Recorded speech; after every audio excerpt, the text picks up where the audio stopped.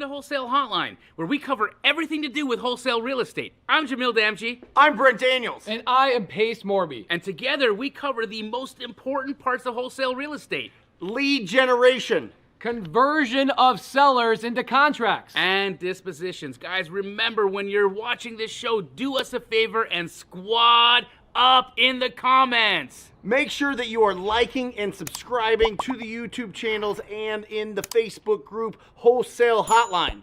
Most important, we want to know we're doing a great job for you and helping you build your business. So go give us a review on iTunes and or Spotify. So squad up and enjoy the show!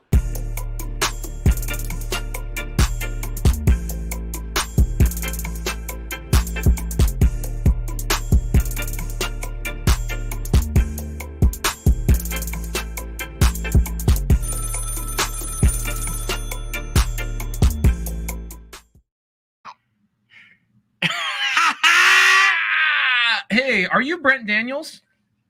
Say, I'm Brent Daniels. I'm Brent Daniels. TTP.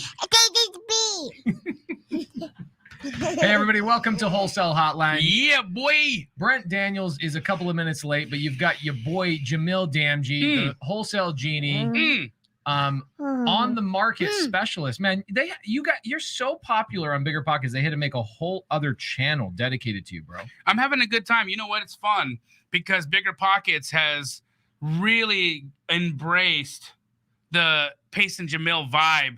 We are speaking at Bigger Pockets convention. Right? I think we're both writing a book, right? We're both writing a Bigger Pockets book. They finally have brought wholesale into their realm. You know, wholesale was always kind of on the outside because there are a lot more buy and hold strategy, and wholesale is that gray area where people have been, you know, how do you do it and how do you do it ethically? And finally, we've been able to bridge that gap. And so Bigger Pockets has been an incredible journey for me. And you know, what's interesting, how squatting up is the entire reason why I'm even on Bigger Pockets. For you guys that aren't aware, Pace did an incredible show on Bigger Pockets. What's the episode number? That's 156 or something? No, 550. Yeah. Anyways, guys, look it up. Pace did an incredible episode on Bigger Pockets. So good that they asked him, do you know anybody else as good as you, or even a tenth of as good as you that would be a guest? Actually, they said, do you know anybody that's 10 times better? And I was like, I know one guy 10 times better than me. His name's Blue Genie. And that led to me getting an interview and an audition for the new show. And that's the definition of squatting up, guys. That's where you have an opportunity, and then the first thing that you do is you give that opportunity to your competitor and best friend. That's right. That's what's you can up. only hold so many keys on your own. And so it's nice to be walking down the hallway of life and tap your shoulder and go, hey man, I'm out of keys. I can't open this door right here. And you go, oh no, I got that key. I can open that door for you. And you basically trade off, guys. I have double the amount of opportunities because of my collaboration with my brother, my competitor. Actually, it's probably more like 10 times the collaboration. It's insane, dude. And so what we love about this and why we start off the show this way is because you guys need to understand that this show has made millions and millions and millions of dollars for people just in the comments. People that are taking the time, jumping into the Facebook group, Wholesale Hotline Facebook group, squatting up together. You know what's funny? This is an interesting thing. It just happened literally 7 minutes before the show started. I haven't even had a chance to tell you. Tell me about it. We had so many people that go to this challenge of yours. Okay. There was somebody in my realm, not a student of mine, not a student of yours. They watched the direct to agent challenge, right? The super secret, super duper double agent challenge 2.0. Right. And they go, oh my gosh, this is possible for me. And when they heard Daniel Quijano, I think it was day 2. He was the third day. Day 3. This gentleman is a tenant living in a property in Atlanta, Georgia, and his landlord decides he's going to sell the property. Wow. So what does he do? He turns around, takes the exact pitch he hears on your challenge, pitches it to his landlord. Check this out. His landlord says, yeah, I would sell this on seller finance. And guess who's buying the deal? You. Me. Oh! Wow! Get that bell down Get here it down here. Brent Bada bing, Daniels bada can bing. ring it because it's too high right now.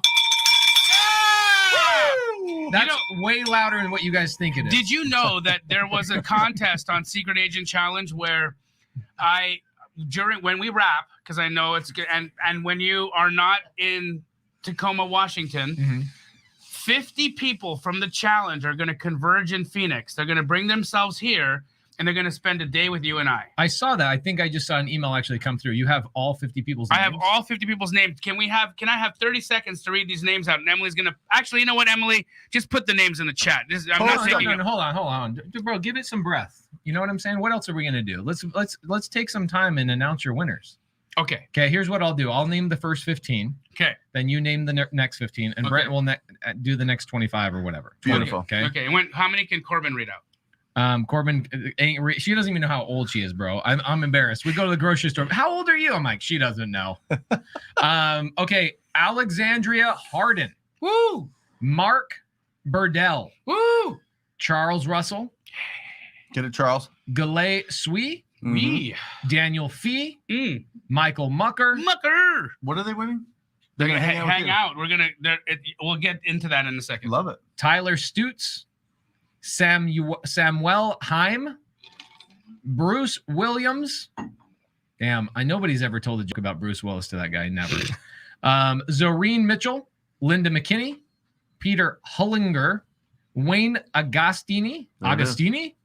Jared Bursamin. And Heather O'Hara. Amazing. Well read. Continuing on that list, Joseph Wells, Colleen Pasalo, Colleen Pasalo, Brent Mathers, Samantha Navarro, Brian Carl, Marshall Mathers, Angel Febles, or Feebles, Justin Birch, not Justin Bieber, Justin Birch, Gabe Vigil, Andrew Strickland, Mita Sanyel, Bill Gallagher, Claudia Vasquez, Cindy Brunswiller. Are these real names, by the way? Yes. Because they sound like almost celebrities, but not quite Kevin celebrities. Gade. Kevin Bacon. Johnny Deps. No, I'm kidding. There's no Johnny Deps, guys. I'm back at Kevin Gade. Read from 30 on. Yep. Here we go. We've got Terry Marlice. We've got Freddie Hardy. We've got Tony Davis. We've got Eric Kielak. We've got Melissa Garcia, Nate Jackson, Christopher Baber, Carl Bow, Mary Ann Olson, Sharon Wolf, Ernesto Matos, Wally Reyes, Adriana Garcia, Kelsey Franklin, Michelle Brando, Brianna Ziomek, Sal Vega, Jamal Khan, Jay Rainey, Rose Perry, and Brent last Daniels. but not least, Brent Janet Washburn. Yes. Yes. So what's going to happen? We're going to have an incredible 2 days for these guys. We're going to test out our new mastermind set up in the back of the office. And we're going to have a big meetup here. We're going to arrange a Phoenix meetup. So we're going to let all of the real estate investors that are local and anyone who wants to fly in converge for a meetup. They're going to spend a day with me. We're going to go eat chicken wings. They're going to come hang out at Keegley. They're going to talk to my act guys, my dispo guys, my intake guys, and just see what a day in the like looks like. And then the next day, we're going to hang out with you. Oh, okay. Really? Yeah. Okay. We're just going to chill out. We're going to go The look at some... problem is y'all got to wake up at 3 and go to bed at like 11. I said, whatever it is that you do. Really? Yeah. So we got to wake up at 3 in the morning. I'm going to be there at 3 in the morning. Bro, we're going to do some wicked stuff. Babe, what do you think? Hell yeah. Hey, guys, look who's in the studio. Do you have a camera on her? I do not. No camera on her? She's wearing a bikini, bro. Let's get a camera on this hottie. Michelle Russell, and get sandwiches with paste. Is that a thing? Is that a thing that I do? You know how there's like you get sandwiches. He's got wings. You got sandwiches. Here's the thing with Brent. Like sushi. You're a sushi. What do you guys think of when you think of Brent? Besides massive arms, I think of protein powder. Okay, I recently have been thinking of nuts, but previously bananas. Bananas. I think of bananas. Yep. Yeah. I think of TTP. Yes. In fact, it's so crazy how often I say the word talk to people in my normal daily life. Yeah. It was the most genius marketing of all time. Everything it's what comes we down do. to It's the whole TTP. business. Yeah. If you remove TTP from any business, it fails. Yeah. That's it. You are the cornerstone. That's it. Guys, do you know what's crazy? Look at this. When you stand where Brent Daniels normally stands, there's an arm filter over here. Do you guys notice this? This is the real TTP. Okay. It's looking good. It's looking good. Looking good. Nobody ever laughs at my shit. It's all good. All right. So what are we going to do today, guys? We're going to answer some questions in the comments or what? Oh, one of the 50, I'm going to pay their expenses to come. Damn. We should pick that person right now, How randomly. do we pick it? Randomly. Let's let Corbin pick it. Okay. Corbin, come here, mama. Come here, little mama. I want you to see this little Close your eyes. See this little phone right here? There's a lot of names on it. I want you to pick one of those names. Okay. Just one? pick a name. Right there. Yep. There it Brent is. Mathers. Hey. Brent Mathers. Brent. Brent Mathers, you have won your expenses paid to come to Phoenix, Arizona. I will pay your plane ticket. I will buy your hotel. And you're going to come hang out with us for 2 days. That's what's up. Corbin picked you, so thank her. Jamil said something to me that made my I squeezed my butt when he said it to me. Yeah. I clenched my butt. Yeah. He said the Fed is raising rates another 0.75%. That's a big hike, bro. Big time. What are you guys talking about on the market over there at Bigger Pockets? Is that a big worry? It's a huge move by the Okay. Fed, right? But it's understandable considering that inflation, the CPI just came out again, and it's 8.9% for May, guys. So inflation is not being curbed, even though they have raised interest rates. America, people are still spending. We are still buying. We are still borrowing. It's not stopped anything. You know what's interesting? I still went out this weekend and tried to get a table at a restaurant. Packed. Impossible. Packed. Impossible. Packed. Packed. Everything is packed. Everything's packed. Everybody still has There's money. jobs everywhere. There's jobs everywhere. There's People have money. This is a legit. I don't know if you guys have the answer to this, but Yeah. how is it that there's so many challenges with finding people to work? Like, how is it that everybody's like, there's a shortage? There's a shortage. I think people are realizing they're their own business. They're their own business. That guy talks about it all the time, Navel, right there. And he talks about how he imagines there's going to be 9 billion businesses because you're going to get paid for what you want to do. Everybody can go online and get paid for whatever, for making logos or designing CRMs or, whatever people want to do on the side, sell some crypto or whatever it is. People can do jobs online Are now. you talking about side hustles, Yes. or are you talking about Side hustles that turn into the main hustle? I think that's what's happening. Oh, it's bro, it's already happening. Yeah. I mean, I see TTP everywhere I go, bro. That's right. It's crazy. Yeah.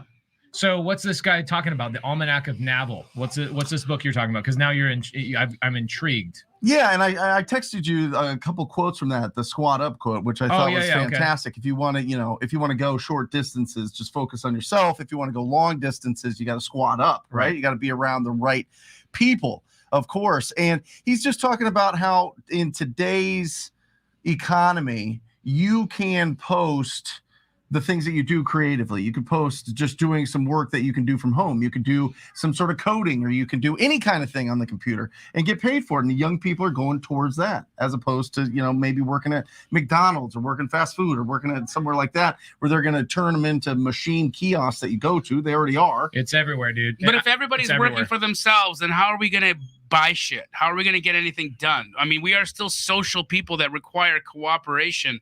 And if I am running a business, I'm still going to need people to come and work with me in my business, right? If everybody's an entrepreneur, when are we going to get anybody? Like, how will you get help? Well, I don't think people will take that much risk. I think people will do it on the side if they can replace their income. We're talking about like starter jobs. We're not talking about real big baller, you know what I mean? Careers, right? You know what I mean? Yeah. So this is where I go mentally. Is like, if there's so many jobs that have not been fulfilled, how in the hell can we have an economic shutdown? Right. We can't. It's like every company is hiring. There's no chance of that, right? Everybody's hiring. Everybody's got money. We still I think more people are going to what we do, the coaching, the mentorship, the specialized things that you're really interested in. There are people that are going to coach and teach you that. Yeah. And before, you just didn't have access to it unless you went to certain colleges or whatever else. Now it's everywhere. Yeah. So you want to go out and make somebody just right here. Mel AZ made $100,000 deal. That's 6 figures. Yeah. That's double like. How long does that take the average American to make $100,000? 2 years. 2 years. A year and a half. Yes, Arthur, you're still in. So, Emily, can you please link up with Arthur and get that figured out? Thank you. Yeah, that's an interesting thing. I think the majority of people are going to remain employees, but there's going to be certain jobs that will be eliminated. Like delivery drivers are going to go away. Mhm. That might be 10 years, right? Mhm. Technology Mhm. might take a while. Some drones. Some Yeah. drones, legit. Mhm. Right. I think you're going to have a lot of kiosks, way more kiosks. You already see it at Target. Yep. They have 4 or 5 kiosks and one person running all 4 or 5 of them. Walmart, same thing. They have a corral of 10. You haven't been to Walmart in a long I time. went to the right? gas station. They have just a machine. You put your stuff on this platform. It scans it instantly, and you pay. It's the same thing at That's the airport. bananas. Airport's the same Yeah. same thing. You go, it's like a trust thing with cameras, and then they beep you when you walk. I tried, guys. I tried to steal some oatmeal cookies. They didn't like it, and I had to go back and scan them in and buy them. But it's interesting that you don't have to have any employee now, Right, running any of that stuff. No, you go grocery stores. None, bro. It is. We are walking into a world of automation, and the lowest level jobs will disappear. Mhm. Uber drivers, Mhm. Yep. truck drivers. Oh, truck drivers are in for a rude awakening at some point in the next 5 years for sure. It is. Let me ask you this though: are entrepreneurs born or are they created? Are they made? Honestly, have you thought about it? It's a great, debate. like there's a lot of stress that you have to deal with, right? You have to have that threshold. You have to have something about you that wants to drive and do it yourself, right? Okay, so let's use us 3 as examples. Sure. Born, Yes. born. Sure. I was born to dominate. Right. You were born to dominate. You were born to dominate. Yeah. Now, there were certain parts of you that had to be unveiled Mhm. and, really, really nourished to become who you are today. And you've got a long way to go. Yep. Right. You're 5% of your potential right now, bro. Yeah. You're Yeah. 5%, maybe 4. Yeah. You got 96% more That's to the go. best part. That's why being an entrepreneur is like the best. It's constant, never-ending improvement. I've got this constant battle that I have Yeah. about this concept specifically. Let's hear it. I want to Yeah. hear it. Because here's the deal, right? I feel that yes, I was born with a tendency to do things that were outside the box. Like I was enterprising as a young kid. Yeah. I was selling things. I was trying to, sell candy. I was selling report cards for the kids who didn't do well. I got some report card paper and I made some fakies for the dummies in school. Right. Guys, don't do that. It was terrible. It blew up in my face. Anyways, But it got you to where you're at. yeah, So, I realized that so I your advice is you should do it. what I'm saying is that we are in that. Yes, I was that way. My sister was absolutely not. Okay. My sister was the kind of person that she had a job. Yeah. She enjoyed her job. She went to work, cashed her check. And then when I went into entrepreneurship, she followed suit, and she's an incredible entrepreneur. She's a beast. So I would say that there absolutely is an element of innate ability, but I don't believe that if you didn't have that innate ability that you can't grow into that you can't train yourself into that, right? Yeah. It's like Brent Daniels has a genetic predisposition to look like this, but with enough steroids, I can get there. Sure. Yeah. I agree Right? with that. Yeah. That's what it is. So I think we can all, and steroids is training. Mhm. Steroids is supplements. Steroids is tools. Steroids is, and I'm saying the wrong word here, but you know what I mean, Yeah. right? It's just the analogy. We can get there. We can get there with the right tools, the right training, the right diet. Well, what do you say to somebody that is working a full-time job, has worked full-time jobs their whole life? They're getting ready to get started in this business. We talk to them all the time. Yeah. I've been like gathering information. I've been looking at this. I've been watching all your stuff for 6 months, a year, 2 years, right? Yeah. Haven't really taken the action, but it's like that burning fire in their belly to, grow this business, to be an entrepreneur, but they've had their whole life where maybe they had more responsibilities early on. I didn't, you know what I mean? Like maybe they had, they had to take care of, parents that couldn't take care of them, you know what I mean? Yeah. Or siblings or something else, you know what I mean? And so you naturally have to get, you have to pay for your responsibilities. You have to provide, but then it kind of gets you into that. You're in that mode. You need to make sure that money's coming in at all times. Here's what my real belief is here. Yeah. I believe that 100% of human beings can be an entrepreneur. Awesome. The limitation is not put on you at birth. The limitations are put on you by your parents, your friends, your colleagues, your job, your environment, your church. I'm sorry, your political beliefs. Yep. Sure. Everything around you puts the weight on your shoulders that actually drags you down. Mhm. And a lot of times you turn 18, you become an adult. You know what you end up having to do for the next 12 to 15 years is shed all the bullshit that you accumulated along the way. That's Sure. what's up. Right And there. that truly is it. It's not you learning how to be an entrepreneur necessarily. A lot of the people I see have problems came from their parents, past traumas, Yep. bad environment that they've been in, maybe a bad spouse or somebody abusive in their life, and they're trying to fight away from that. I know for me, what was instilled in me, I didn't grow up just desiring to work every single day. Right. My parents instilled that in me. Got it. Okay. I've talked about this ad nauseum. My parents, my dad, I love him so much, taught me how to love working. Okay. He would make a fun game out of it. We'd go, my dad, Saturday morning, all right, jump in the truck. Right. Yeah. Sometimes the truck would start, sometimes it wouldn't. It was always an adventure. My dad would make it an adventure and he'd go, hey, what gas station are we going to go get potato wedges at today? Right. And he'd let me choose. Then when he needed to get a tool at Home Depot, he'd let me choose the brand of the tool and why, and he'd let me get involved. My dad taught me how to work very hard and love how to work very hard. However, my dad also taught me through all of that how to exchange my time for money. That's it. And so for my 20s, even though there was a burning desire in me, in my 20s, I had to find my way out of what I was taught. Got it. And so I actually believe that more people are hindered by the moment after they were born until they become an adult than any other time. Brother, I honestly, I think that's the secret in life. Mhm. You are accumulating trauma. You are accumulating karma. You are accumulating survival. You are accumulating fears. And our job is to remove those. As you transcend, as you grow, as you evolve as a human being, Oh, I love that. you start to remove. Yeah.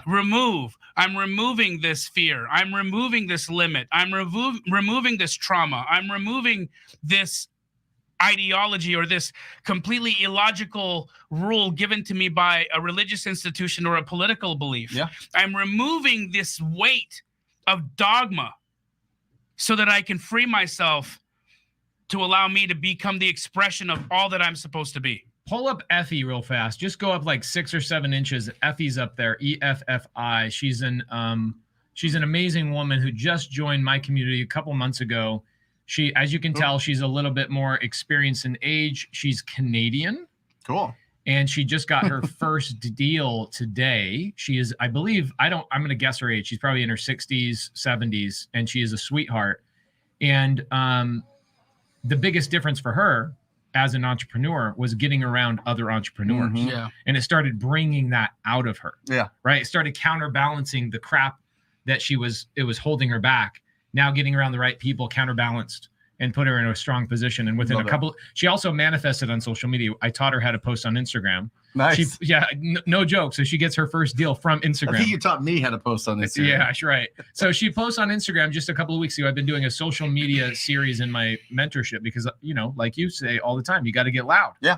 So what does she do? She does an Instagram reel and she says, I'm calling on everybody in the community. I need to get a deal. And she had like 4 or 5 people send her a deal and she ended up doing one. She's buying a duplex as her first deal. So Nice. amazing. Congratulations. Let's ring that bell. Let's ring that bell. Pace, ring that bell for her. Come on.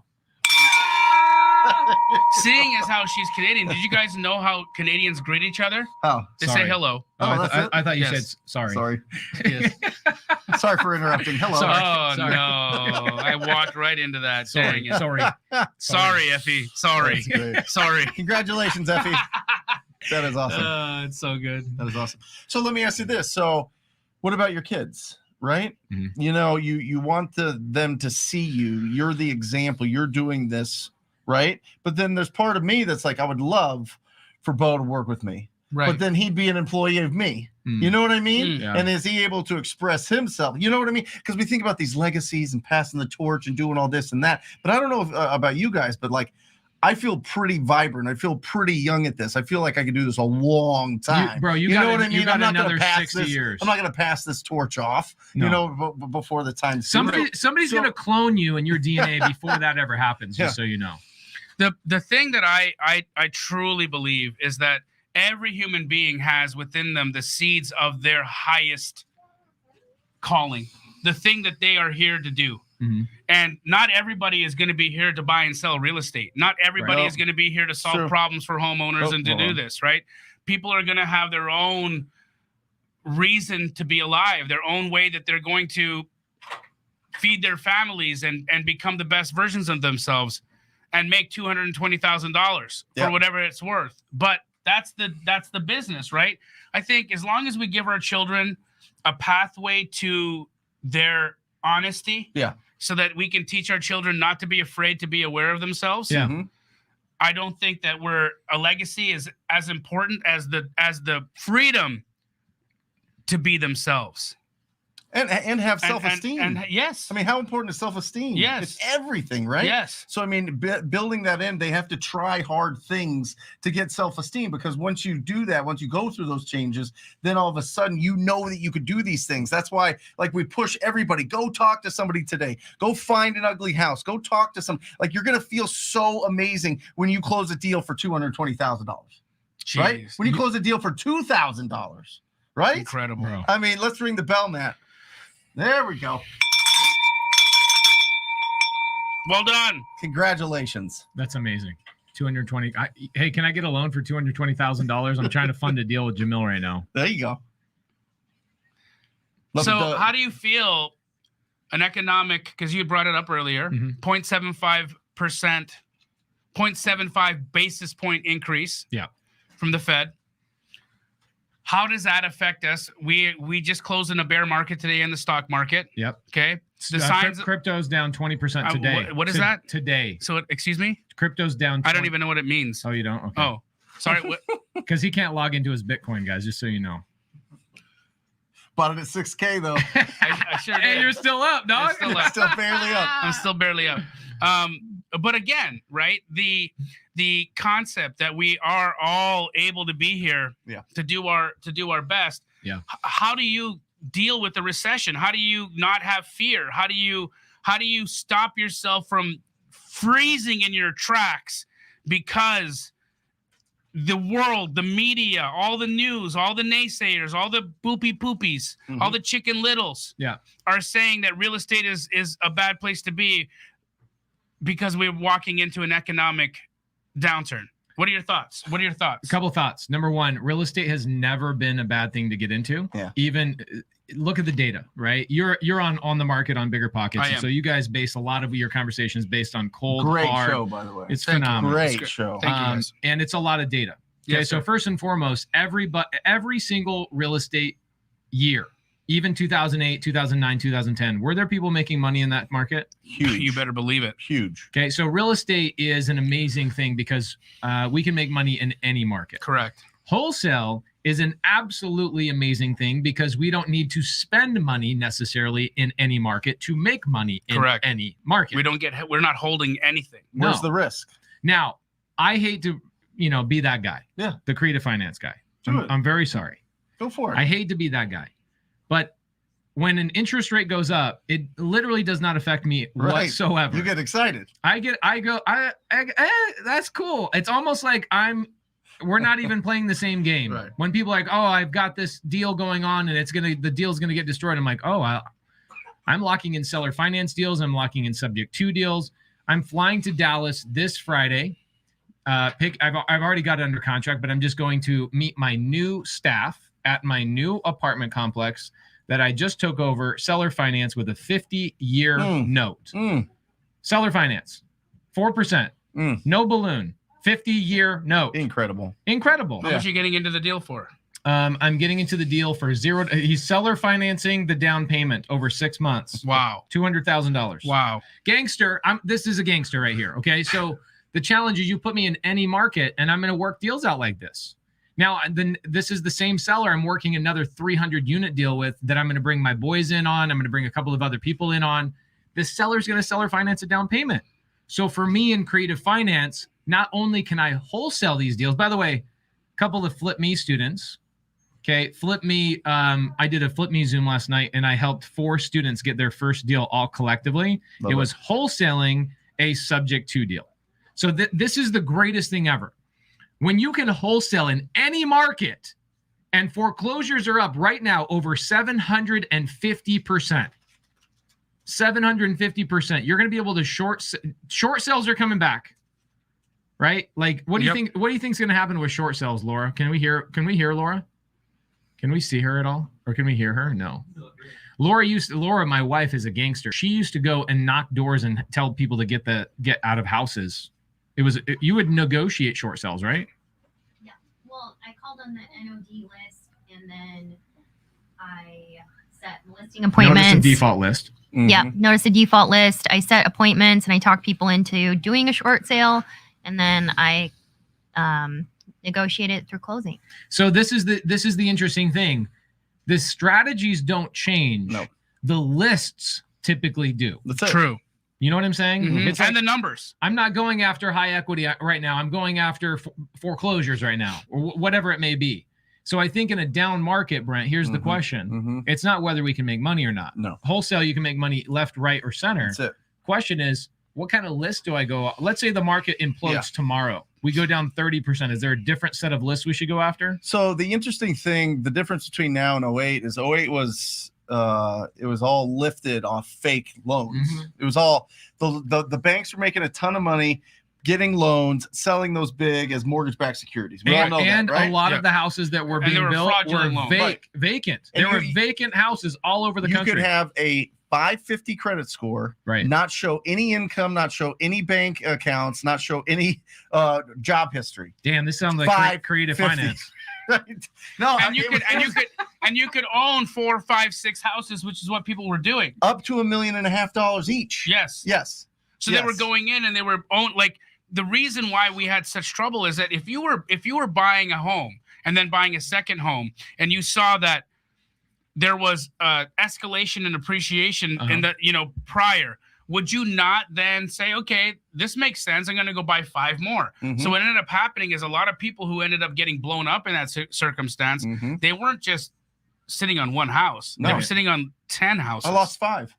I'm one of those guys. What were you doing with those 5? Were you guys living in one of them every day of the week? Like Monday, I just bounce around. No, it was. I thought I was being a real estate investor, Pace. I thought I was building a portfolio. I was getting advice from people that have been in the industry for a long time, and they're like, "This is the perfect time to build your portfolio because they're giving away money's cheap right now. They're giving it away. There's these things called adjustable rate, where it's 1% for like 36 months, and then it starts adjusting and moving. Especially in the market, the market changes, and all of a sudden your cash flow, your houses don't cash flow anymore. No, nothing cash flow. And then people stop paying rent. Yeah. They just stopped paying rent. They weren't able to pay rent anymore because the whole economy got destroyed. I mean, everything got destroyed. And the reason I say that is because there was this big chunk of equity in all these houses. Correct. And it instantly got squished out of it, right? So like a jelly donut, and all the jelly's gone. So there was no equity in houses. So you literally had to do short sales to get equity in deals, or you had to buy them at the auction. Right. That's what you had to do.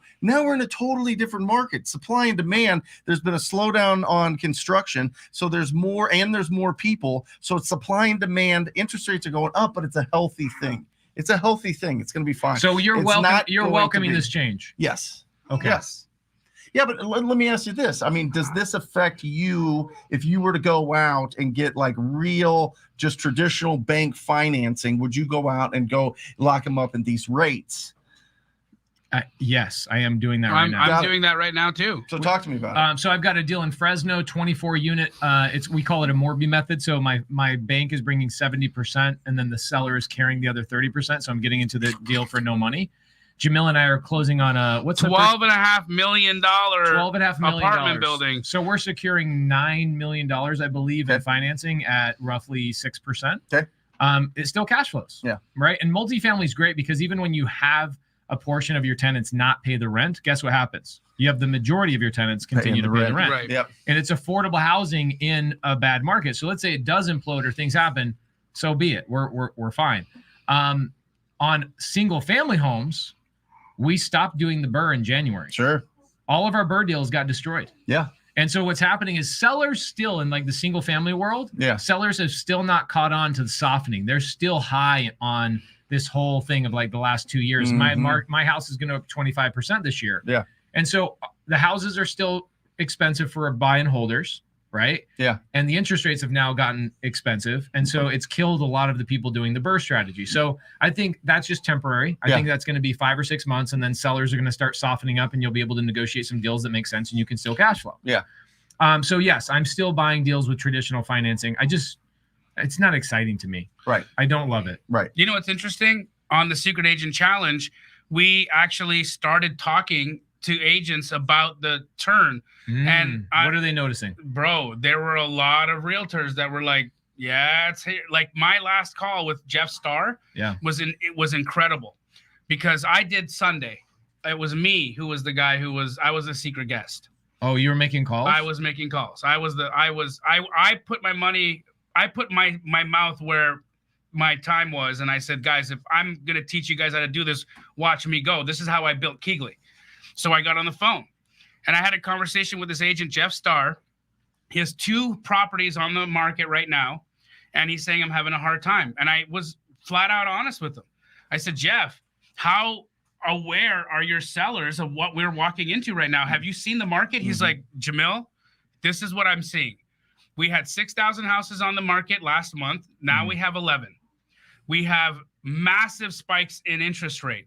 Like, you realize if your sellers don't get a realistic offer and if they're not down to earth on what they're going to accept right now, the likelihood of them selling their property is going to be close to 0. Yeah.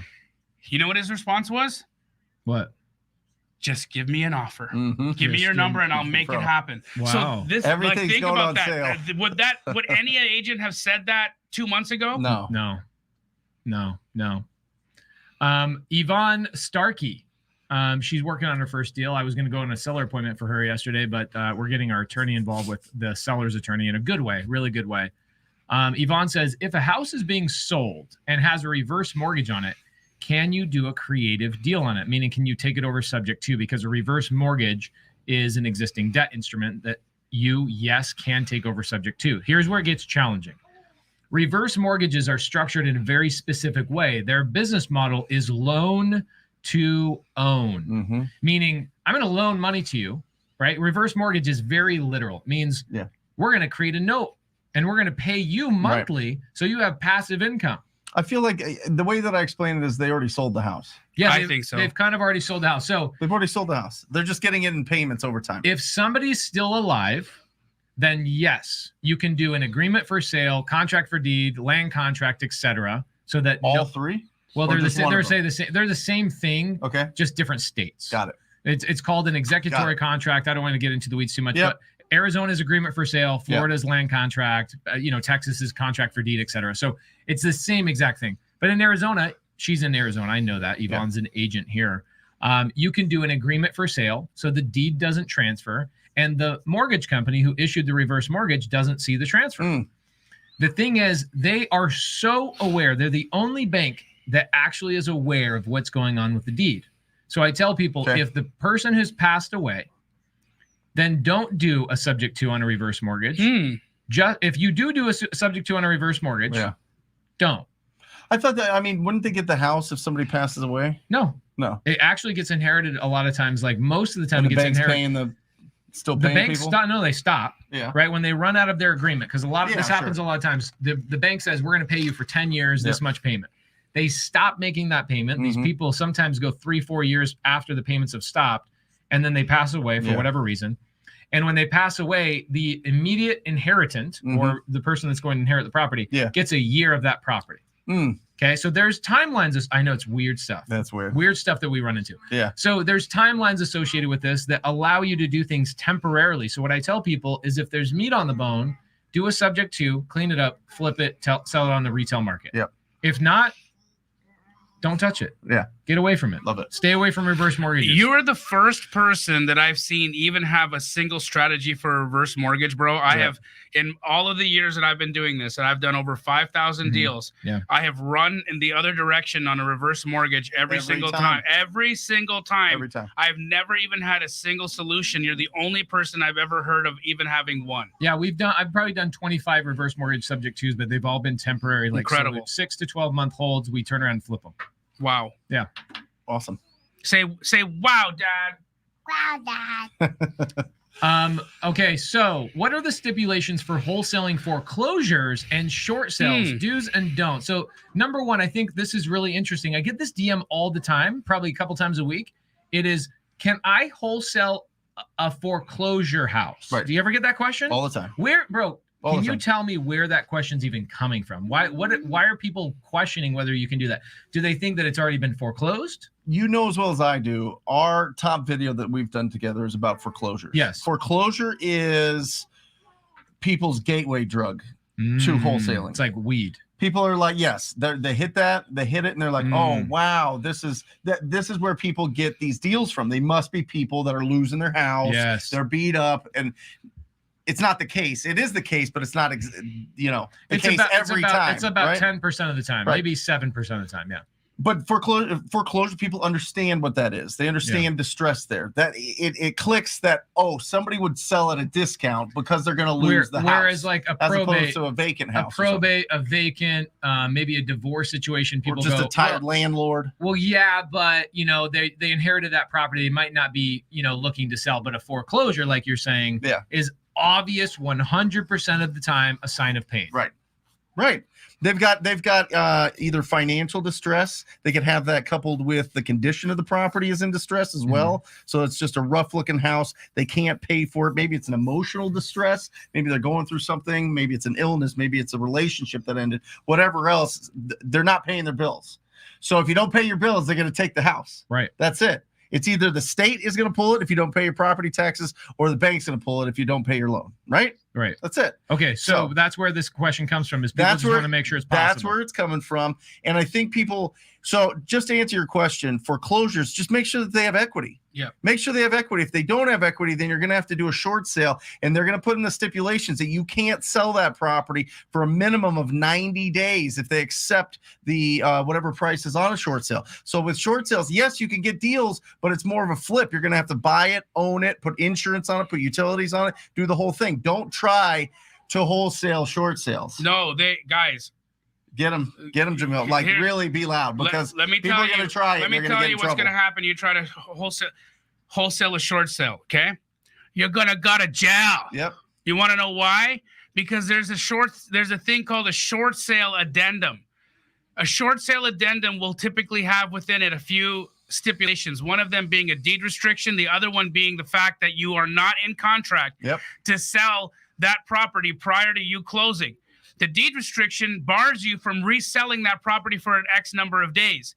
Doing anything to circumvent that will be in violation of federal law, and you will be charged. You will be investigated, and you will be charged. I have an individual that I know very well in town who went to jail for 17 years. There's a few of them, yeah. A few of them for wholesaling short sales. So be so careful, guys. The FBI investigates it. They are not playing around. Do not mess around with that. Now, I think part of the question is also coming from the mechanics of wholesaling a pre-foreclosure or an REO. Guys, get it in your mind. They're not the same thing. A pre-foreclosure is completely owned by the homeowner still.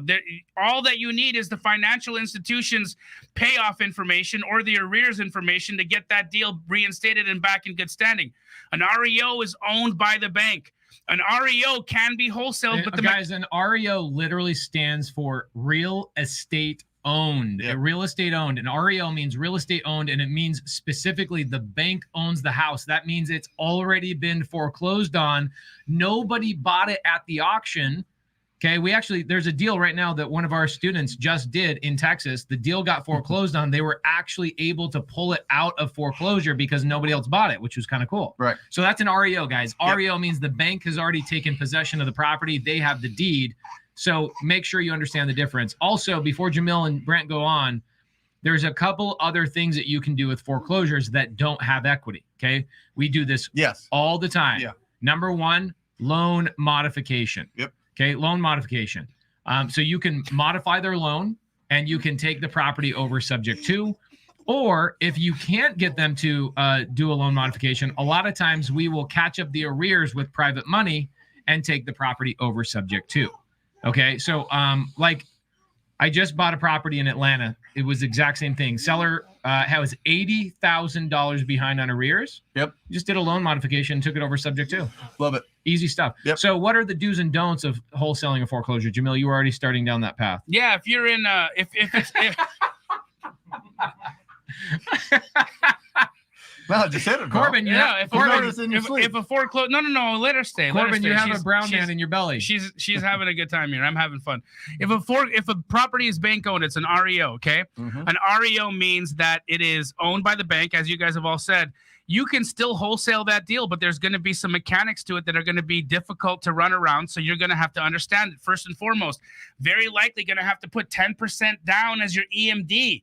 Very likely that who's that EMT to? Who is it? The REO? It'll typically go to the bank's chosen title company. Yep. Okay. Yep. This is an REO. Correct. Not a foreclosure. Not a pre-foreclosure, a foreclosed property. The house REO. has already been sold. It hasn't been sold on the auction. The bank took it back from the auction. Correct. Because nobody bid high enough. Correct. Okay. So it'll be a 10% down EMD. That 10% is typically non-refundable. The other part is you will not be allowed to assign that contract. So you're going to either need transactional funding, or you're going to need to do a simultaneous close with two different title companies where your B2C contract is closed by your A to B contract, where one title company sends the funds to another title company in order for it to close. It's highly complicated and it is hard. But it's doable. Somebody just asked in the comments, what is arrears? Very important for you guys to understand what is arrears. Sorry, guys. If you guys have really basic questions, please do not feel fearful. Hey, Corbin, show them your arrears. Here's the arrears right here, guys. Here's the arrears. Arrears are back payments. So what happens is a seller goes into foreclosure, depending on the state, within 30 to 90 days of being late. So sometimes that's 1 month of payments, sometimes that's 3 months of payments, and then that ends up sending out something called an NOD, notice of default. Yes. Okay, the bank actually says, hey, warning, warning, warning, you're 30 days, 60 days, 90 days late. All of those payments start getting late payments. And once it actually goes into the foreclosure process, that means the bank, a lot of people don't know this, but did you guys know that banks actually don't foreclose on your house? The banks have no business doing that. Trustee. They hire a trustee. That's their entire business. In town, what's the biggest trustee's name that does this? Tiffany and Bosco, probably. Tiffany and Bosco. When you go to the waste management, which one do you think is a hard ass, Tiffany or Bosco? Both.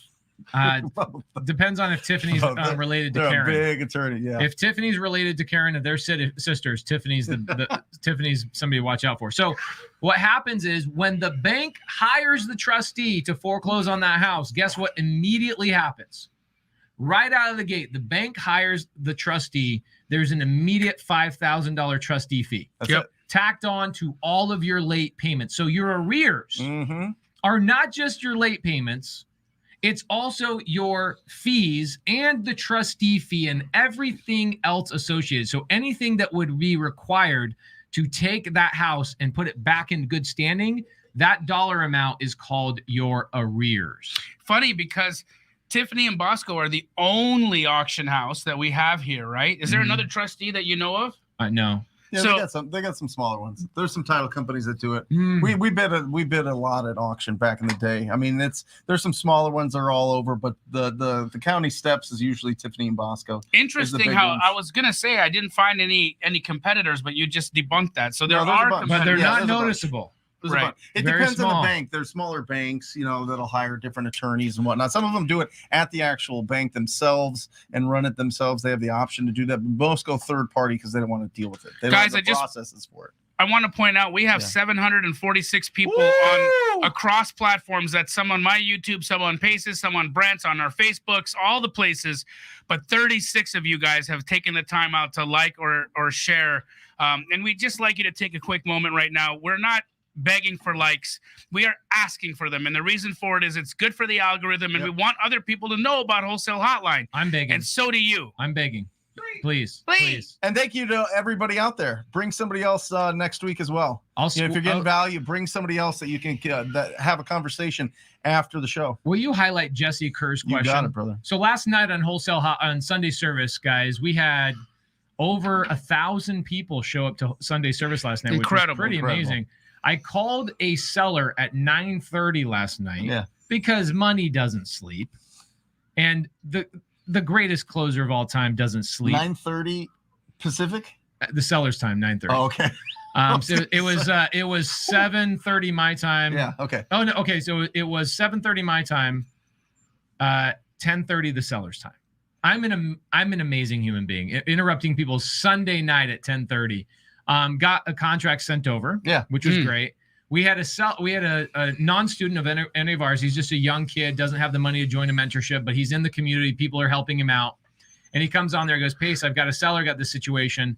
So Jesse is asking Pace, what happened out of Jasper's seller results in him signing? Yes, everything's good. Jasper went over and worked with Tevin, who was my guest last night on the show, and Tevin is helping them get the deal out of foreclosure and all that kind of stuff. What kind of deal is it?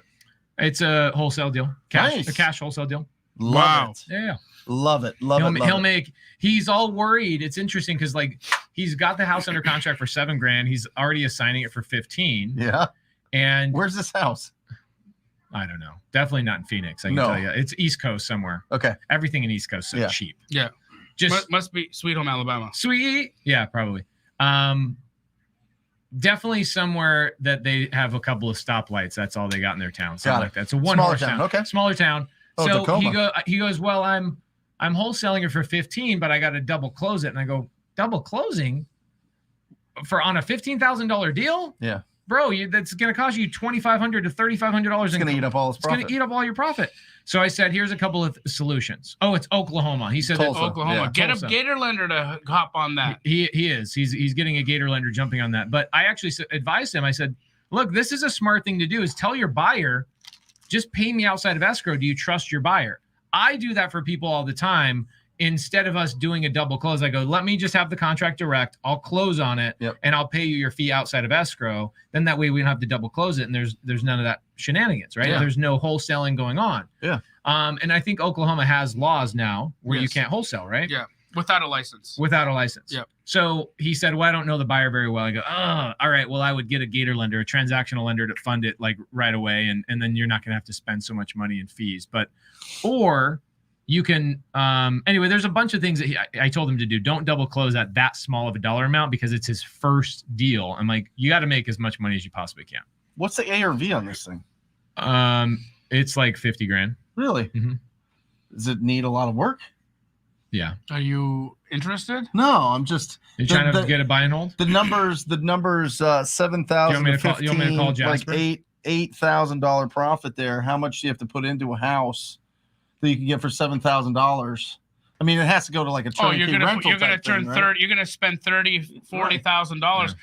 In these houses, they don't pencil to fix and flip. Right. They're 2% Yeah. markets, Yeah. right? So Yeah. you're gonna get into that house for $50K. You got to sell and those. you're gonna rent it for $1,000 a That's it. month, and That's you're it. gonna get 2% on your money and turnkey rental. turnkey rental. Turnkey This rental. is a great question. Yep. Pull up Maj's question here a little bit up. He says, is there ever a situation where the buyer didn't pay outside of escrow? So guys, this is not a normal strategy. Yeah. Okay, it's not a normal strategy. You need to know your buyer. Here's the thing: is if I call Jamil or Brent and I go, "Hey, I've got this deal I want to assign you. Can you just pay me outside of escrow?" Do you think I'm going to worry about you guys paying me? Nope. No.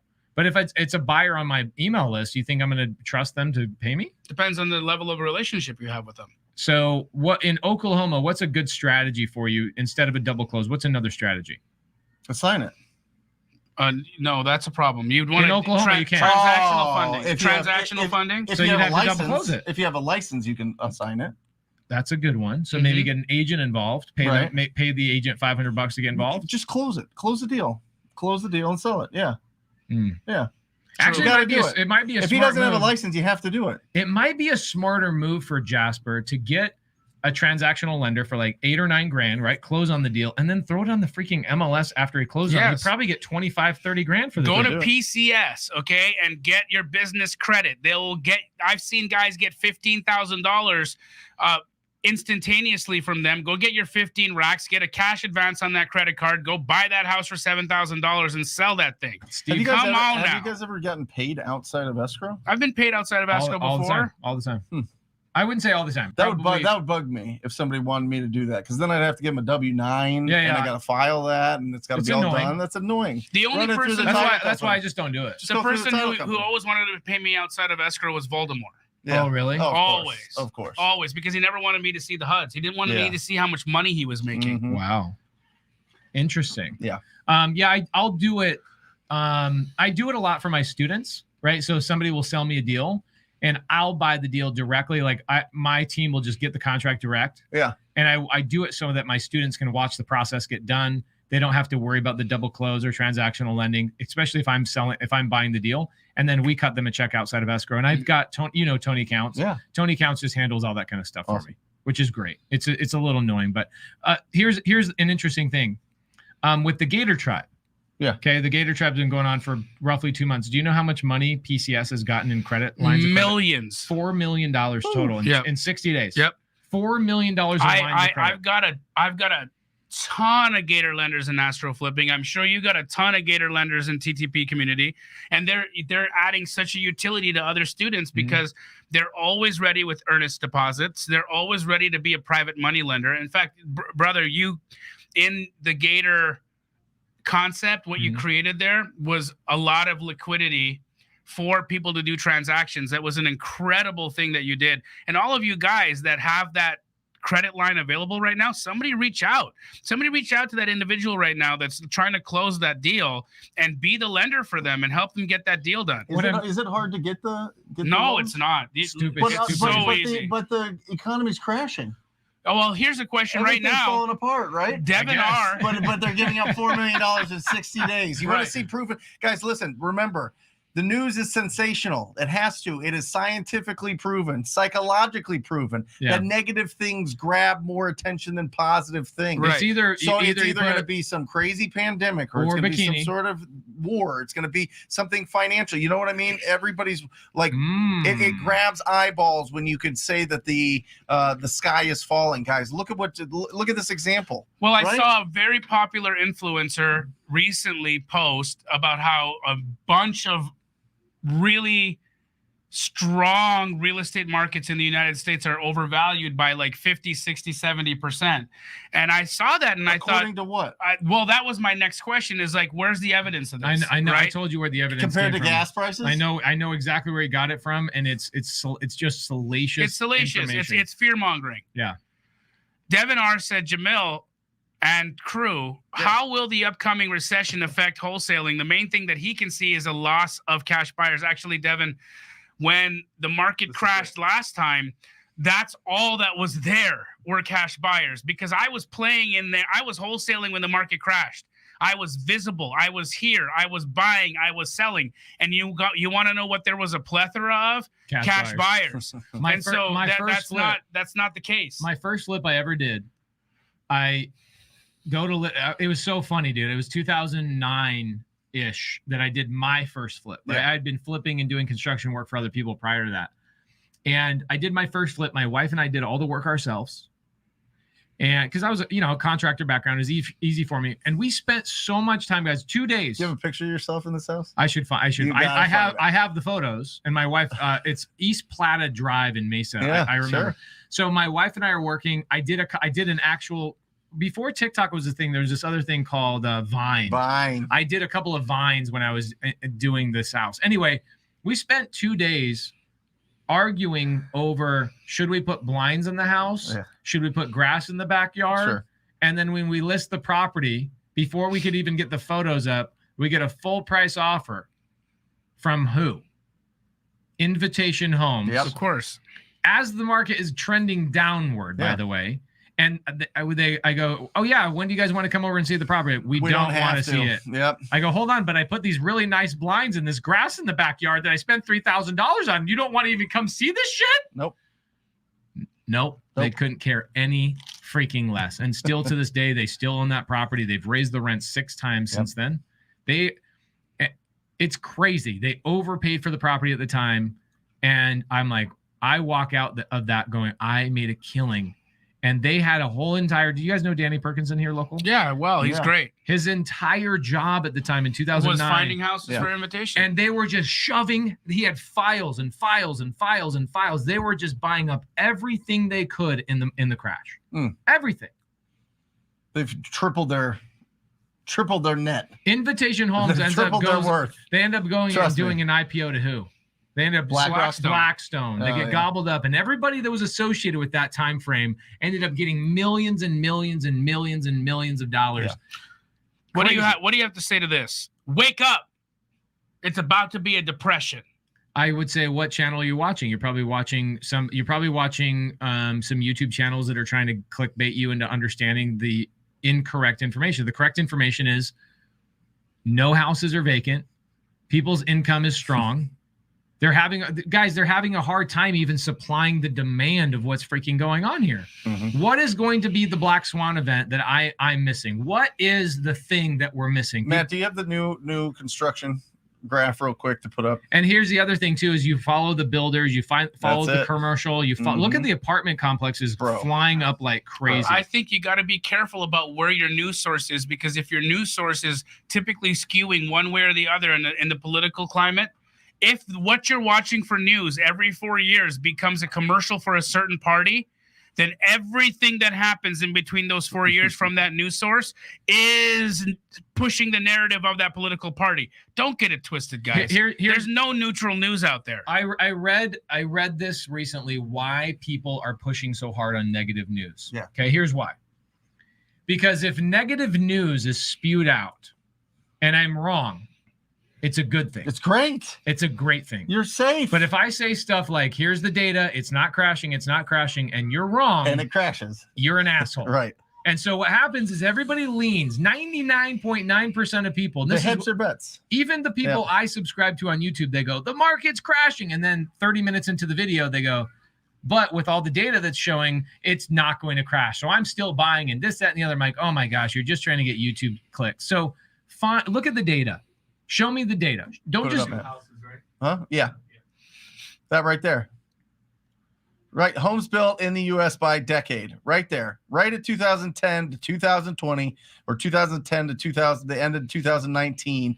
A tiny fraction of what is usually built. Are these adjusted at all? That's how many millions were built. Guys, look at that. Okay, our population is spiking. It's way higher than what it was 10 years ago. And we were all locked in our houses for a year and a half. And what do you think happened in the year? What do you think happened when everyone was locked in their homes? We're going to have another baby boom. Here's the thing. Yeah, baby. Good market, bad market, sideways market, upside down market. Do we still need to talk to people? Yes. Do we still need to go and have conversations and build a lead generation, conversion of those leads, and exit strategy?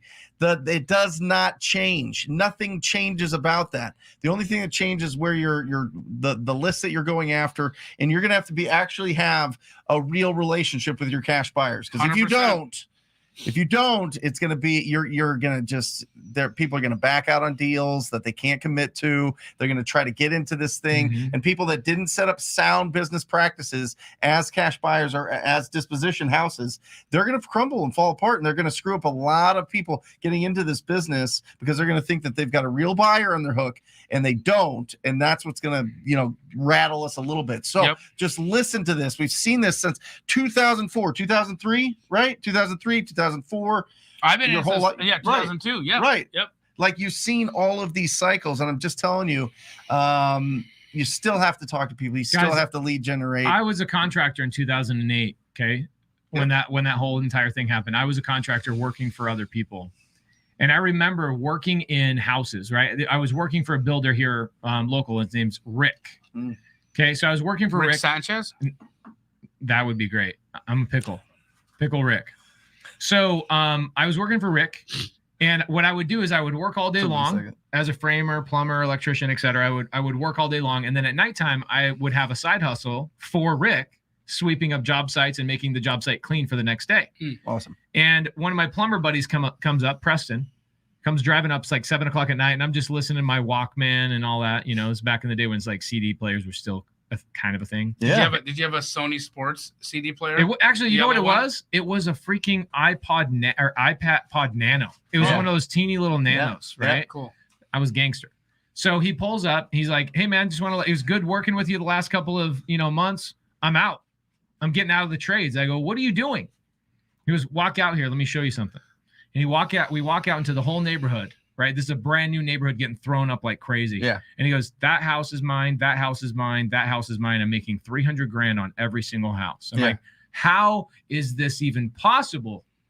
And he goes, I'm getting these loans with no income, nothing. Yep. And by the time they're done being built, they've gone up $300,000 in value. Yeah. And I see none of this going on at all. Right. Do you guys see any of this stuff going on No. right now? No. Lending is so difficult. You saw what I went through to get a mortgage. Took months. Took months And and you're months pretty- and you're a months pretty and months. And credible buyer. I have an 850 credit score, bro. I have an insane income. And I still have to go through a ridiculous amount of rigmarole to get a mortgage. Mm-hmm. Here we go. Paul Brown says, "I was in a bank prior to 2008. Please don't forget about how easy it was to get 100% and 10% debt without credentials to buy a house. The market is very different now." By the way, Dodd-Frank, guys, you ever heard of Dodd-Frank? Mm-hmm. Like there's things that protect borrowers where lenders now cannot take advantage and create these crappy products, right? Yep. So let's see here. Hold on a second. Paces. Paul, I had a freaking iPod Nano, dude. Like, come on, what color? It was the red. It was the Victory Red or whatever. Yeah. Oh yeah. Yeah, so there was a lot. And the other thing that was happening back then is that they were giving teaser loans too. And they were manipulating the market. And people got so freaking greedy. I am seeing a little bit, very few, not a lot, but very few 40-year mortgages. I'm starting to see a little bit, just a little bit of ARMs. And I'm starting to see a little bit of stated income loans for high income producers. Mm-hmm. Okay. Yep. But those types of products are always going to exist. They're always going to exist for high income earners, people that are like making $1 million, $2 million, $3 million. A normal traditional loan is not, like jumbo loans are still not big enough for these people. No, I think the 40-year loan is going to be the way that the financial institutions address affordability. Mm-hmm. Right. That's it. It was just like back in the day when you were buying a car. Yeah. Cars got more expensive, and cars used to only have 4-year loan terms on them. Mm-hmm. Then all of a sudden they started doing 5-year 7 terms. year. Then they started doing 6 and 7 year terms because cars got more expensive. Yeah. So all the bank is going to do is follow the exact same thing that they found on what they were able to do on automobiles, but now it's on an asset that appreciates instead of depreciates, so they're in even a better spot. How about the price of college? Don't go to college. The price of college has gone bananas. Gosh. It's absolutely incredible. Ryan LaRue, shout out Ryan LaRue. Thank you for the TV show that you got us, Ryan LaRue. I don't know if you know the story. He sure did. You got us a TV show. You know how much money he made on that deal, by the way. So Ryan LaRue is the guy who sent me a deal, and he sent Jamil the deal at the same time. You jackass. But thank you.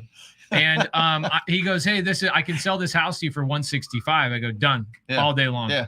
And then he goes, I got another guy at 170. I go, why'd you sell it to me? Why'd you send it to me at 165? Are you the 170?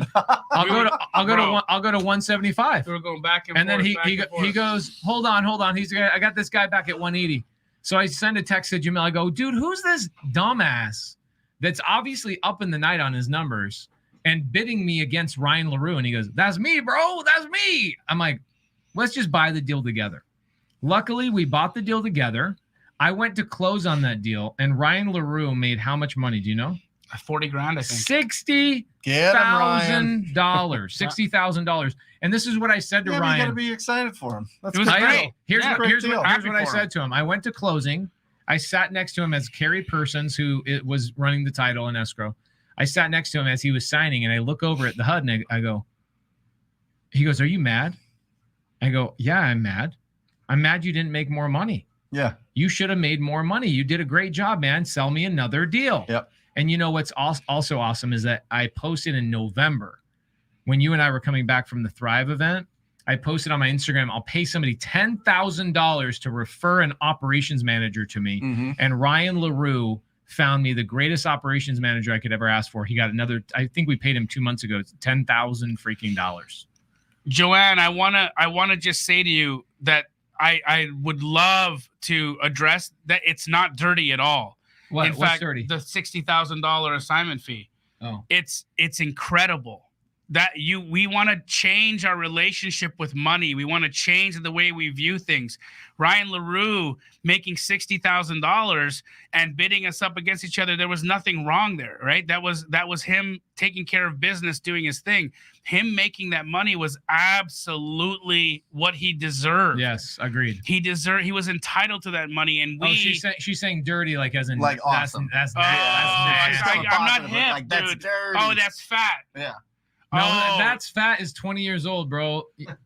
Oh, that's whack. No, that's lit is like 3 years old. Dang. Yeah. I Now don't- people are saying that's dirty. Now you got to go That's get the dirty. bag. Oh, Yeah, you gotta sorry. get the I'm bag. so old. You mentioned something here, and it was something that Alex Hormozi had been talking about recently, and I think it's fantastic. He talks about 3 things that'll show you if somebody's going to be wealthy or somebody's So going to be good. rich. The first one is the way that they term their units of money, right? Mm. It's not I'm worried about $2 going up in gas. They don't give it, they're talking 20,000, 100,000. That's why we talk about on the show all the time, getting to the 50K club. Break your brain. Once you get a deal that's over $50,000 wired into your account and you're seeing that on your app, on your phone, your brain is broken. Now you're starting to think bigger. Everything's 10,000, Yep. everything's 20,000, everything's 50,000. Yep. But you know what I mean? When you start out, $2,000 is like a lot of money. You know what I mean? And then 5,000, then 10. So units of money is incredible. Yeah, that's on to that point. He was talking about how he would hang out with people that would use the terminology stick Right. because For $1 million. they were so embarrassed to be around normal people and say, oh yeah, that's $10 million. He'd Yeah. say that's 10 sticks. Right. Or 15 sticks. So they came up with their own terminology, basically because the normal folk can't handle that shit. You ever been around people that just can't handle you talking about Sure. 10 grand, Yeah. 20 grand? Yeah. That's a really great point. What's the number 2? Number 2, fast response to your business progression. Mm. Respond, be available, go. You guys know in our hustle seasons, it was like 100 texts a day, 200 texts a day, going. Like respond quickly to business. Don't let things just slip through the cracks. That's huge. And then the third one is long-term vision. What are you building? I think that he's going through this right now, Alex Hormozi. He sold his company and he kind of regrets it because now he kind of twiddled his thumbs for a year and then he's like, what am I going to do type of thing. Yeah. So build something that takes a long time that you're very, very proud of. But just understand that you have to have the patience and a long-term vision.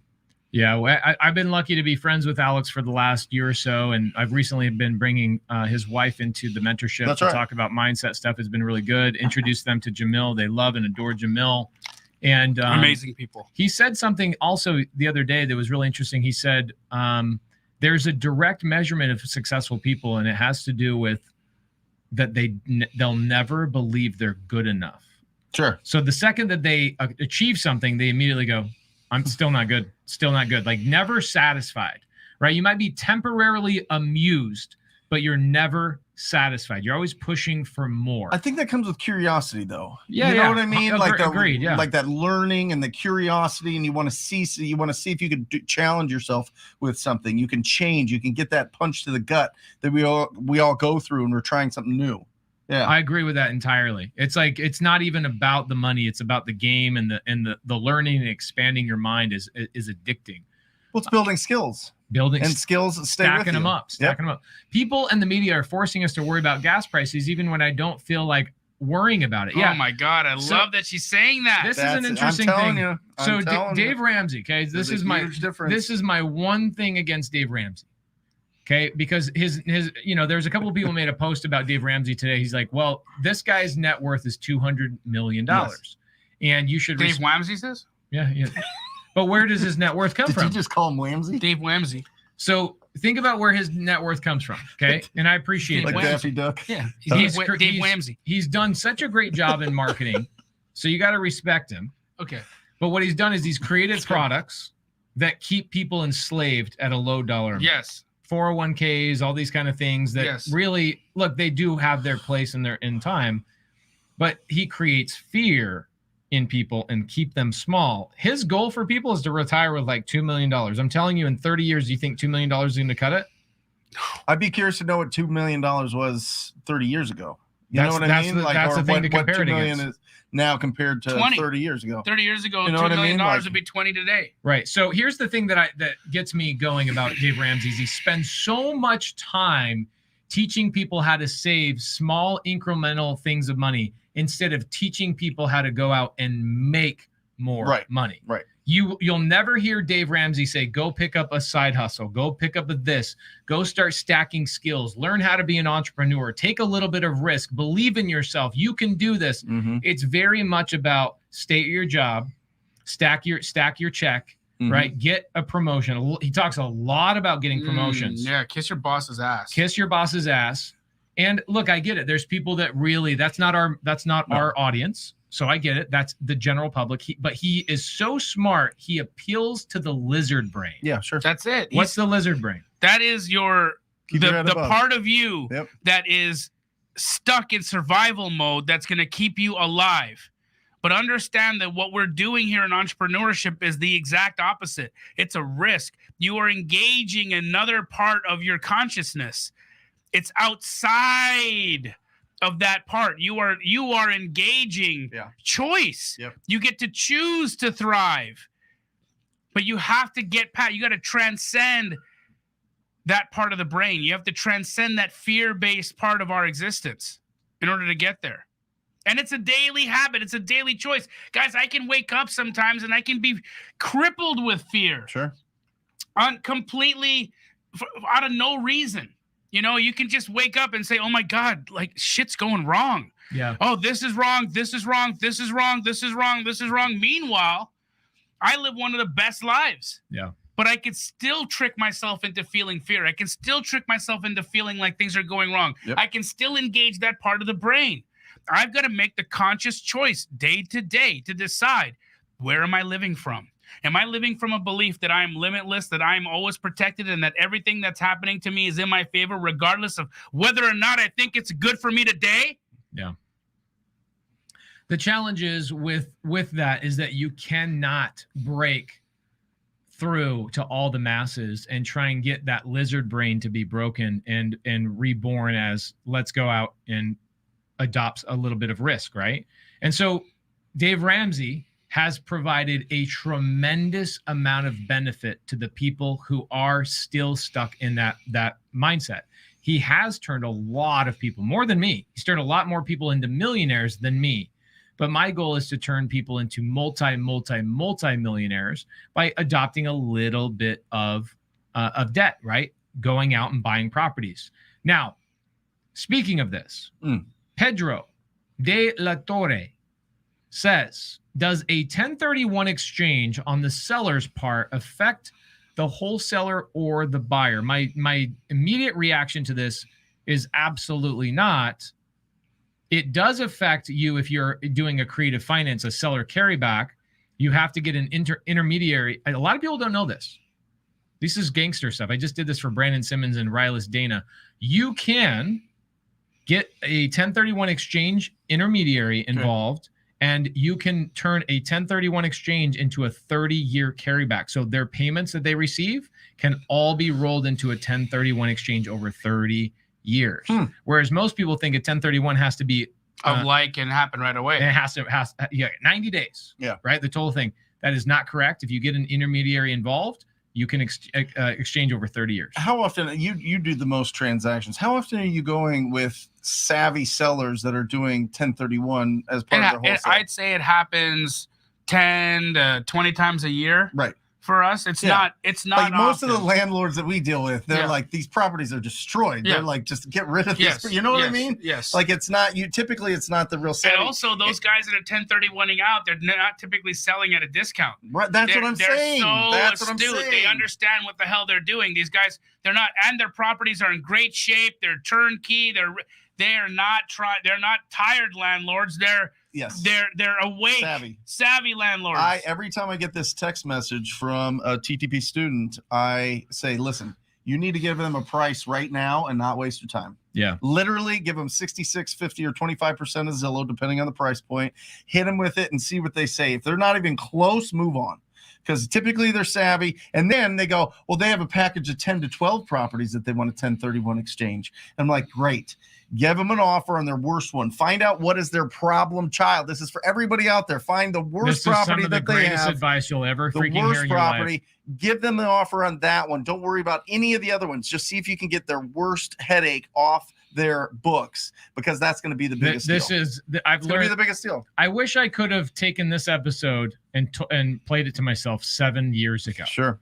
Because what I did is I fought with sellers so long on portfolio deals, and I get students who are like, I got a portfolio deal. It's 700 houses, 40 houses, 30 houses. I'm like, stop. Great. Here's the way you do it. Yeah. You buy the worst house that they have. That's it. You tell them, let me perform on one house for you. Show me how I operate. So there's a lady named June here. She had 91 properties. We could not get her.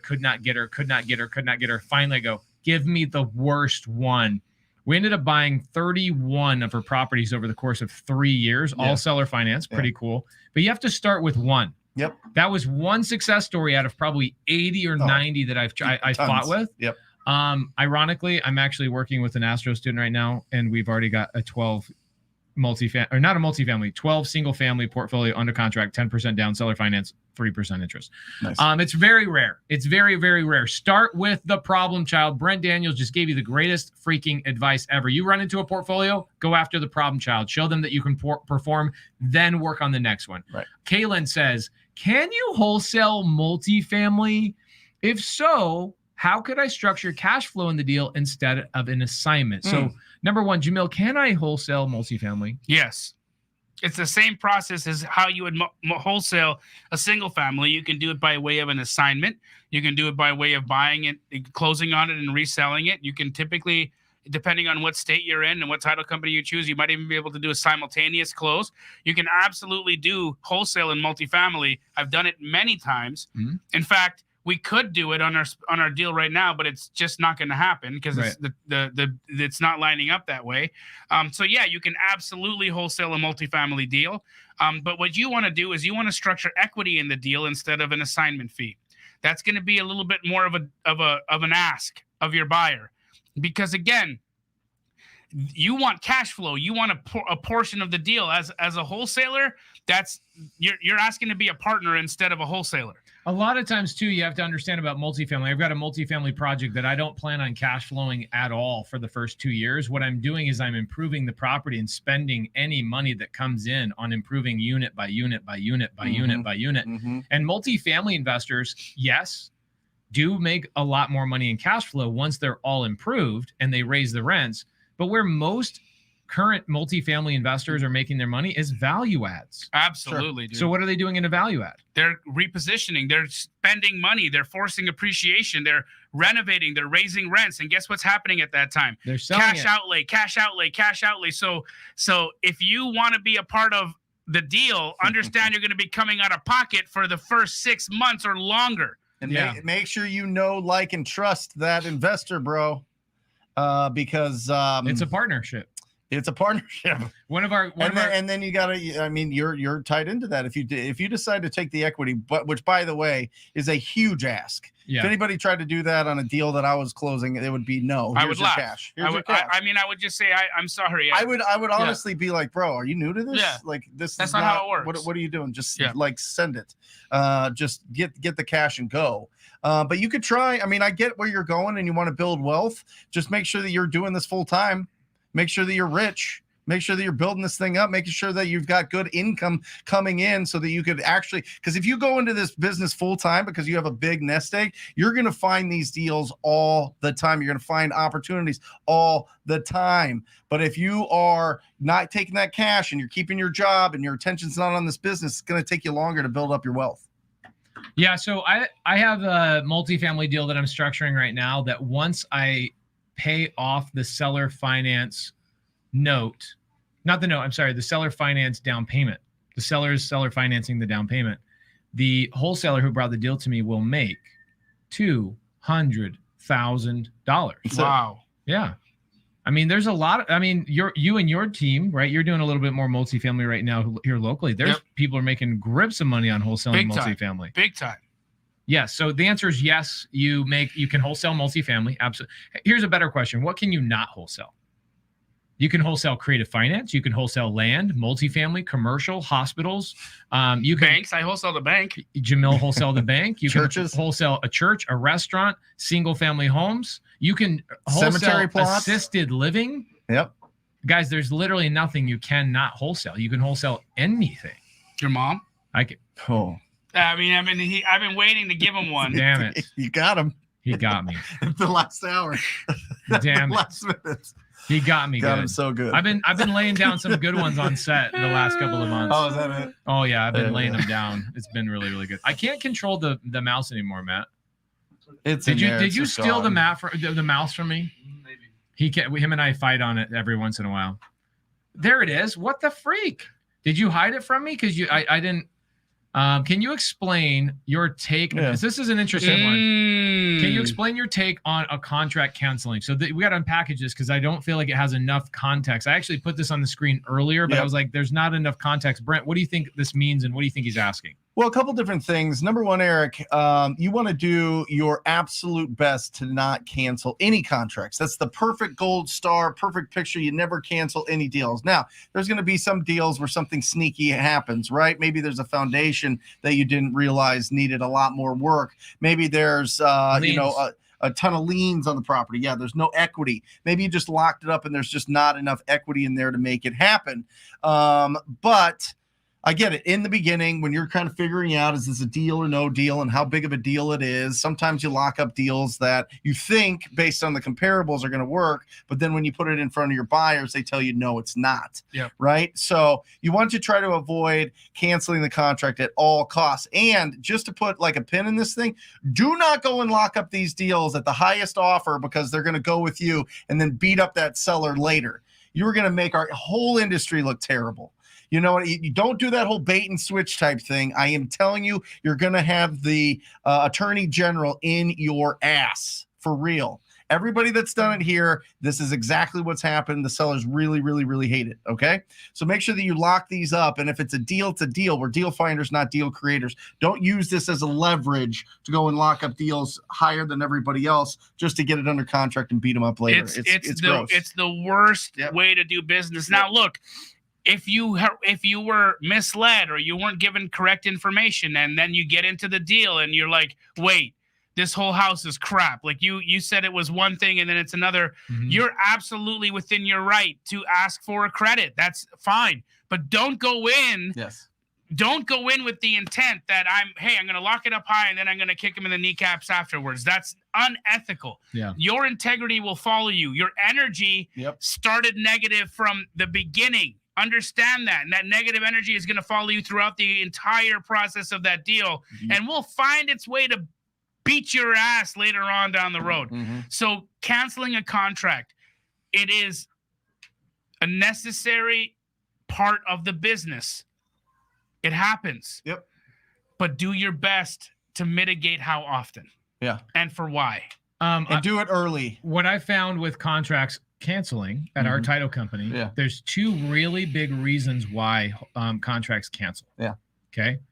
Outside of what you said, because those are major. Got like liens pop up that nobody knew about. You can't negotiate them, right? Seller can't do creative finance for whatever reason. But there's two main reasons I see people canceling contracts or contracts getting canceled.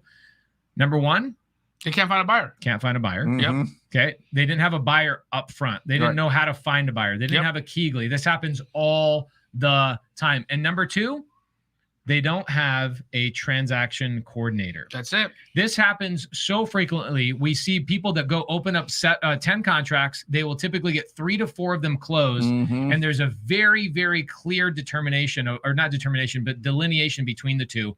You have somebody running the file, updating the buyer, the seller. And you might say, well, isn't that the title company's job? Yeah, it is. And I really wish they would do their job. But at the end of the day, I can't even find matcha tea latte at Starbucks. There's a dramatic understaffing in the market. You cannot get things done nowadays. It is so hard. And so a transaction coordinator coming into a transaction, helping update people along the way and keeping everybody on their toes so that things close on time is a major thing. That you guys have a full-time transaction coordinator? We have You 5. have a full-time? You have, wait, you have 5. I have 1. You have Well, he does 1,000 deals a month. you have 1. Yeah. and I love her. Absolutely. Jackie. Jackie probably has the best personality for being Yeah, a she's the transaction. best. Oh my gosh, she's the best. amazing. Yeah. So transaction coordinating, guys, if you are a new wholesaler, make sure you offload that. You hire a transaction coordinator to run your file for you. What would you pay for a transaction coordinator to do everything right? In a file? Uh-huh. $250. I would Per never. file? I wouldn't pay that low. 5. I'd pay $500 to $700. Yeah. To like It depends. It depends on the, If- on the if type they- of transaction. right. If they help out with the seller getting the contract, Depends on how opening many deals escrow, you're doing Yes. too. He can pay him $250. well, because his they people do are full. 1,000. His They're people all are full full-time. time. I don't pay them I for know, deals. I His know, people are I full time. But for Same with me, me. here's the thing: is I've had transaction coordinators that will stop foreclosures, Yep. postpone things, do gangster stuff. I literally would pay $2,000 to a transaction All right, coordinator. Jamil's got to get out of here. We got to get out of I here. gotta We get love you guys. Wholesale Join us. Hotline 122. Later, baby. We See ya. out. Or just say squat up. So squat up and enjoy the show. Yeah. Yeah. Okay. 1, 2, 3. So squat up and enjoy the show. What are you doing? I didn't see that thing. Why? I don't know. Okay. So squat up and enjoy the show. Cool. I think we should use the one where Jamil doesn't say anything.